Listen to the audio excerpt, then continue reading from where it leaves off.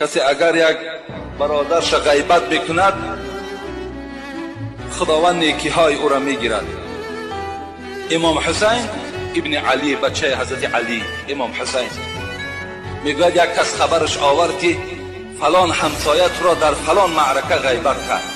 امام حسین چگونه رفتار کرد؟